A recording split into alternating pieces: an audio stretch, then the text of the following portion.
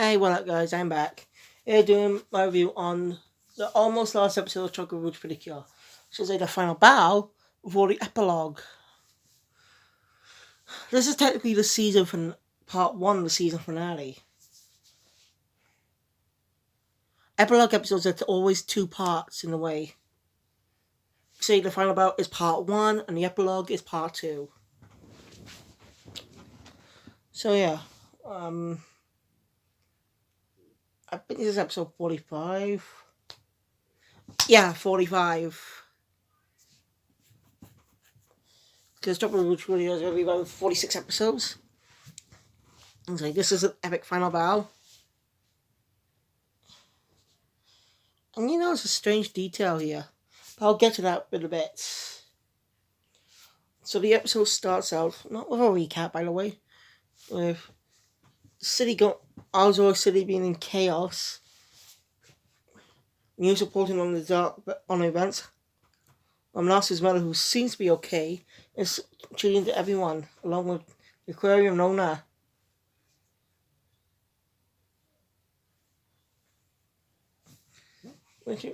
I thought everyone in the city was affected, but no, I was wrong. And it makes sense because he'd be in a location where the Uranide was when they took the motivation.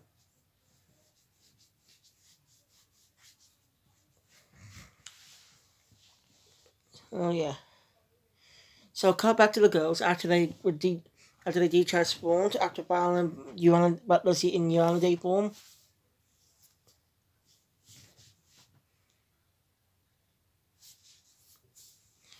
Each girl plans to steal the motion.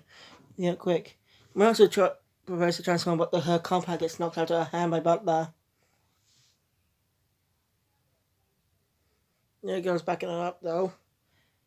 They're not gonna give up.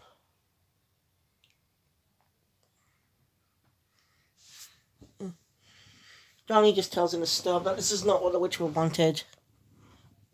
He just asks, are they betraying him? Well, they just squeeze out that he betrayed them first. Which is true, actually. He betrayed them first, so they can betray him back. A double cross in a way.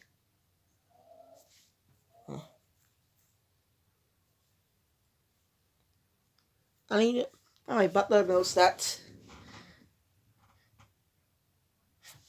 I don't know, off track here, but how is Butler able to maintain everything but even though he's in a Uranide? How is he able to maintain or control when Chung-Yi couldn't control, was under a different, when Chung-Yi became a Uranide, he wasn't even able to control himself. And I don't know how that's possible.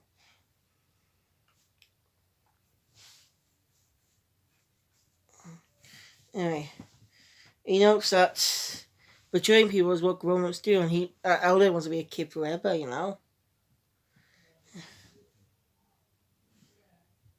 Elder does want to be a kid forever, but she's not able to destroy the world. And so, picks up Nasu's compact and throws it back at her. Nasu catches it, banks them, and the girls transform. It's slightly shortened. So this is the only group transformation where they don't say their names when transforming. The only one, I think.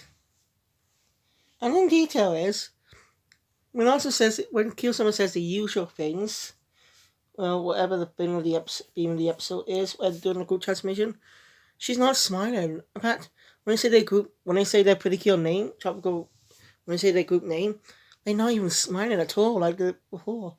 That's a nice detail.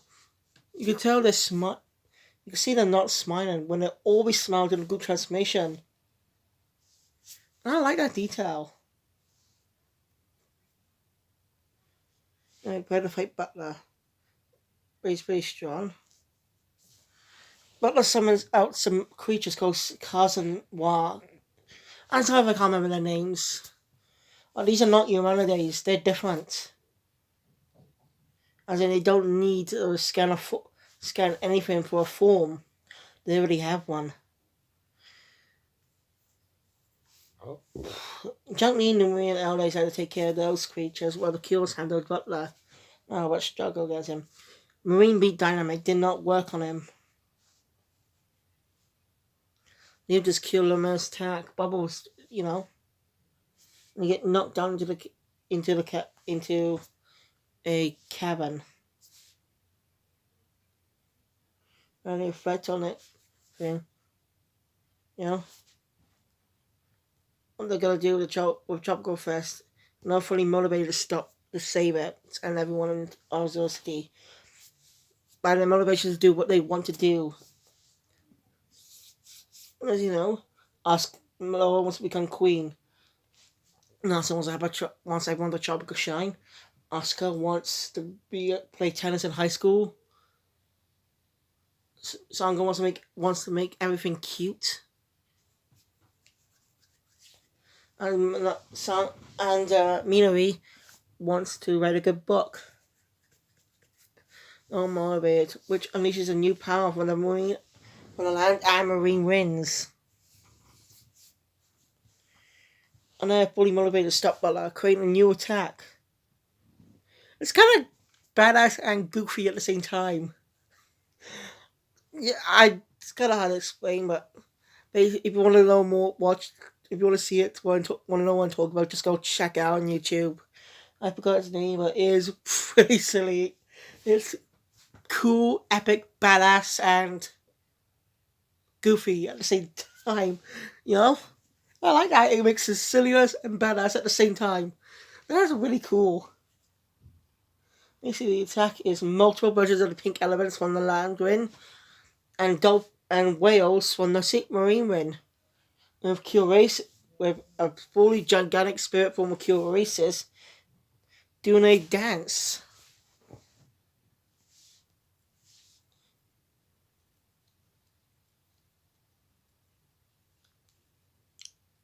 Kind of moving her, wiggling her hips and moving her arms about like this. I don't know much about that dance. I don't know what it's called or anything. If you know what it's called, let me know in the comments below. Basically.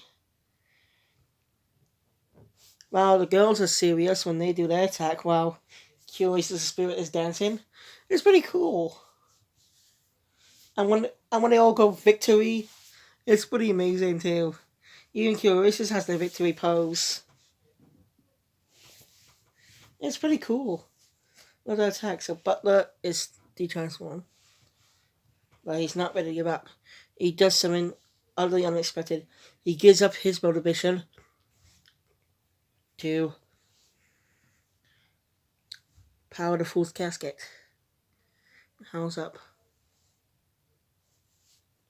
Girls don't know how to stop it because they don't have the aqua bar, but just then, guess what shows up out of nowhere? Grand Ocean. It can move. I don't remember there being any implication that it can move. That really caught me off guard. It might have mentioned it moved before, but I forgot. I don't know. Yeah. The Queen arrives with the Octopod and Kyolamere takes it and takes back all the motivation with help from the other cures. It's very strong. And the casket destroys itself. The girls head in the Grand Ocean and take off. Causing the Slayer to be destroyed.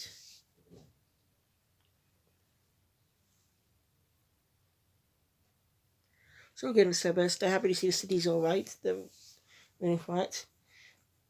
Now the girls get back everyone's motivation. What does that mean?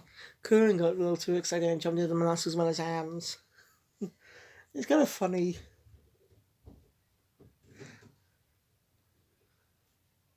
I don't want to become a bit of a plot bite in the last episode this weekend. But yeah. But neat detail, by the way, I forgot to mention. Obviously, their theme is playing in the background when they use their new attack. But obviously, I'm sure they're going to use it twice because it's the two-part finale. Either that or they're going to just use the marine wind for the final bow. For the epilogue bow, to be more specific. And then it's definitely bow, because it's at the end of the preview, by the way. So yeah.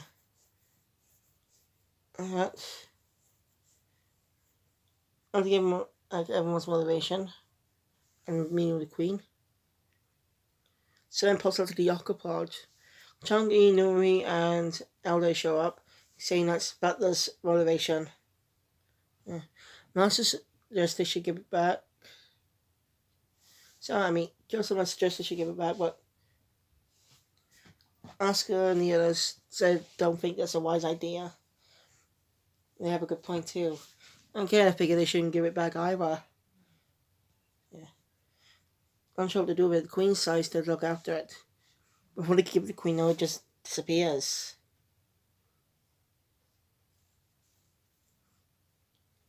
And it's just for the best. Anyway, they apologize for they apologize for the trouble they caused for the entire year. I'm disappointed you never did a Christmas episode. Like, they did a Halloween episode, but not a Christmas episode. Like, why? Pretty good seasons the Christmas episodes before. And they had a perfect chance. I don't know why they didn't do it. Well. Anyway. Well, I just say everyone, the girls, now all they have to do is plan for Tropical-Rouge tomorrow. Do that. They're swamped with things to do. Funny moments too. Even the Monotsu talks to the occult club, which caused a callback to a fear of ghosts of the supernatural. I seem remember a while back. Before, just 2 episodes after Laura became Cure Mare. The girls investigate a haunted mansion. A house where Elder Canna pretends to be a ghost. You know that episode. So I like the callback to that one. It's funny. You know. So, yeah.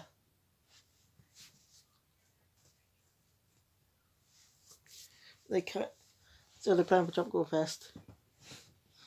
They're trying to stay over for the night, preparing things. A lot more dialogue into it about, senpai stuff. So, yeah, I'm skipping over there because, well, it's not fun. It's fun, but it's not important. Just a quick gag. Anyway, while sleeping, Milazzo wakes up after having a dream. See that Laura was gone. When we cut to Laura out on the school, outside, talking to the Queen for the Cheshire, saying that she could come, that everyone be back, she could come back tomorrow. And she has to give Laura a choice. That she definitely recommend Laura to be the next candidate for Queen. Well, she also suggests that Laura could have also stay here and live as a human with her friends. It's a choice Laura has to make. And that's where the episode ends, with Natsu watching them from a distance. Just seeing it. This is a pretty interesting detail.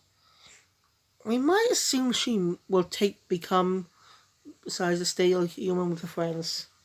Even though they'll give up on the dream she had for so long.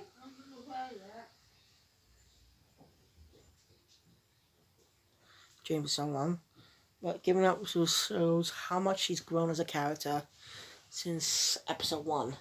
Because she's still got a bit of narcissistic behavior, but she's not selfish. She's learned a lot. I mean, she's a really likable character. And that's where the episode ends, as I said. As I mentioned, until the end, the previews just pit things that's happening in the play. Tropical-Rouge play that the girls planned. I'm going to see how that goes. So this season, no identity reveals for Precure. Now I'm curious how they gotta make how Yuri Nagumi is gonna be appearing. They always just show it without explanation, by the way. When every season, when there's an epilogue episode that introduces the next season Cure, they always show it without explanation in specific locations where they don't live. They started back in 2016, by the way. And go brief moments of each one. The host guy Precure meets Ichika, Cure Whip. And Cure Precure.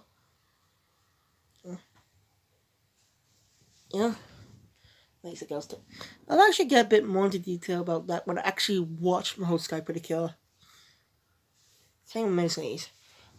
And in Cure Precure's final episode, they meet Hana, Kyo, or Kyo L, how the Japanese pronounce it. appears with Hugtan in the Hugdo Precure finale. Hikaru, Cure Star, shows up, is watching the battle of the cures. You see she already transforms off screen because she hasn't had that sequence made yet. Because remember, even though the trailers were out at the time, the episodes were in development before the trailer for the next season began. So of course that'll be done before that. They have a Star Twinkle Precure introduced to Nadoka, Cure Grace. You know? Oh, she just appears standing in the field smelling the flowers using her catchphrase. And as I mentioned last time, how Cure Summer appearance in the Healing the Precure finale. But she's the only one to not appear in civilian form in their preseason cameos. Just remember, in the preseason cameos since 2016, all of them appeared in both Precure and civilian forms, except for Cure Summer. She's the only one. And they're going to do the same with Cure Precious. Oh no, we just have to find out this Sunday. So, I'll go into a bit more details about that when I actually watch those seasons. I plan to watch more when I get the time. But till then, thank you guys for watching and enjoying my content. Hit that thumbs up button when it's more, subscribe to the channel, and click that notification bell. You'll take all the videos that comes out in the future. And you'll be also get notified when my review of Demon Slayer comes out. I'll be watching that tomorrow and reviewing it in the next episode too. Can't wait to review those two. Anyway, I got to review the next 2 episodes. Oh shit! I just realized.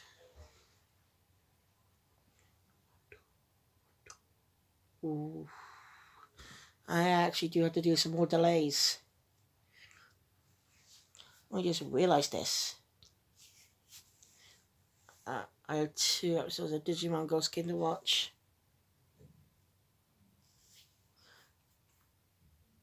I think.